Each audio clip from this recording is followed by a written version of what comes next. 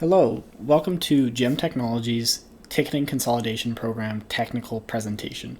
My name is Ethan Faber. I will be going through our software in that and talking about how we have all of our equipment in that set up and running.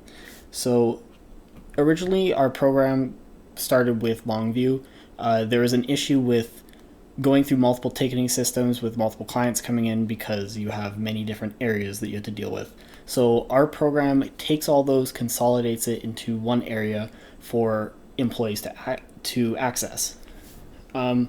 Beginning with hardware, you really need just a server, if not two servers.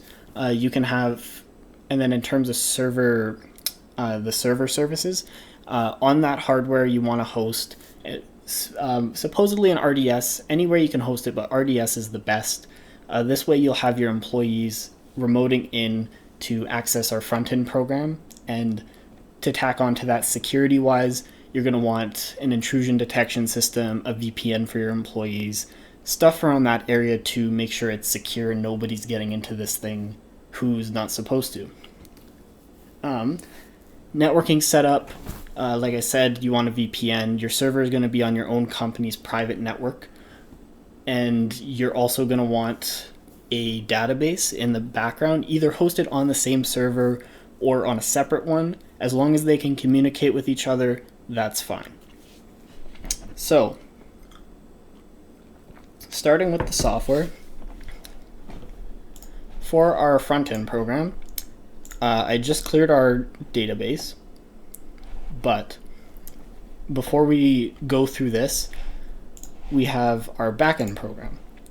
And our backend program is going to be on the server with our database. The front end will be hosted on our RDS for employees to access. So the way our program works, you want to start with the backend program and what it's going to do. So we're going to be using HESC, our open source one, and ServiceNow. So you have these two ticketing systems. You want to get all the tickets from here and all the tickets from here, and you want to put them into one area that you can search through. So, beginning with how we would do that, so you have to get the source code of both of them. So with this, with HESC, inspecting the element and going page source will give you this. You want to copy all this, save it to a .html file, and you want to do the same thing with ServiceNow. So you'll get this. And in that HTML file, you want to edit it and go through and specifically find where each element or each case of data, what class is associated with it. Because the way our program works, it goes through and it picks out data via class. So I copy and pasted that into these two files. And just to show you, here's ServiceNow. It's about a little over 1,000 lines. And here's HESC. We don't have too many entries, so it's not going to be as long. So, taking these two with our backend program, we need to put it in the same directory as we run it. So let's start with HESC. We want to tell it if we're using HESC or not, because HESC is a little bit different with how we actually find the data. So is your ticketing website HESC? Yes. How many columns are there? So another big thing is you have to count the columns. So this one has 8.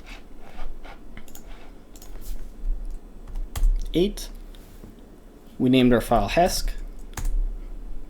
And in terms of the class,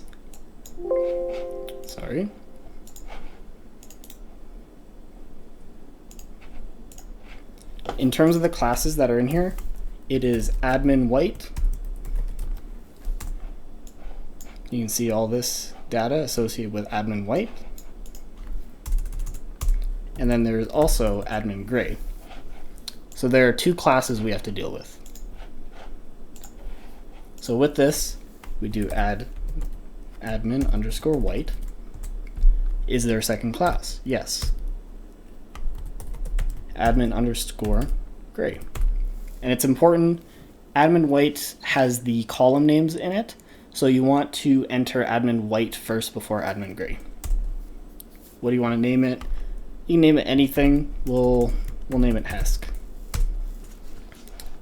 Then we go to our directory, and it created a CSV for us. So this is all the information we need. Running our program again, so with ServiceNow, it holds its data via a class named VT.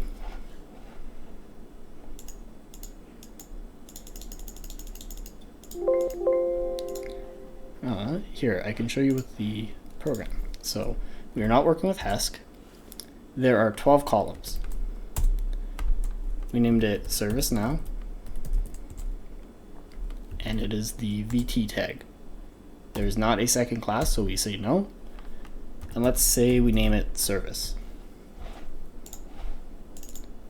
So here is all the information. Did the same thing as HESC, except there's a lot more information, but I went through and made our CSV. So taking these files, we would now go into our database. This is our Capstone database. Say we import a file. So let's take both of these, replace both the spots, put them on the desktop. First we do HESC, and in HESC we you want to choose CSV because it's a CSV file. It did get the column names, so we will enter that, go, and it makes the table. So we do the same thing with Service, and this would all be backend. This would be an administrator doing this. It wouldn't be anybody who would be willing to, who's actually accessing it. They wouldn't do this. In the ServiceNow one, it didn't get the column names, so we don't check this. So, as you can see, got all the info. Now, it's important to, now we have to organize it. So, for our first table, we want to name it Client 1. And then for the structure, it goes ticket number, caller, description, priority, category, date, state. Okay, so I just finished organizing all the columns in each of the tables that were created. This one is HESC. You can see I added a last column on the end for priority because for our actual program it requires a priority column. HESC is Client 1, also named ServiceNow Client 2. And as you can see, I also organized ServiceNow.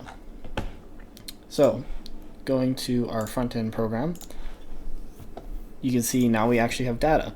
So these are our HESC tickets, and these are all our ServiceNow. You can just tell simply by the ticket numbers. So say we want to search certain ticket number, let's say incident, this one, 17 on the end. Look it up, and here's the ticket associated with it. Say we also want to do something like who called. We want to see all the the tickets submitted by Joe Employee, and this would pop up with HESC and ServiceNow, although Joe Employee has only submitted tickets through ServiceNow, so it'll only have these longer ticket numbers. And as you can see, here they are. And let's do one more. We can do category, let's say software.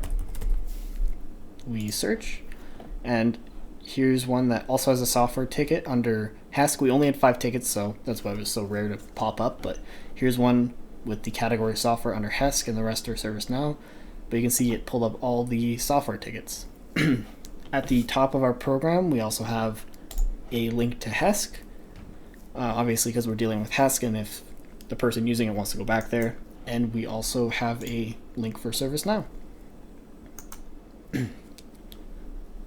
That concludes our JEM Technologies technical presentation. I hope you enjoyed, and thank you for watching.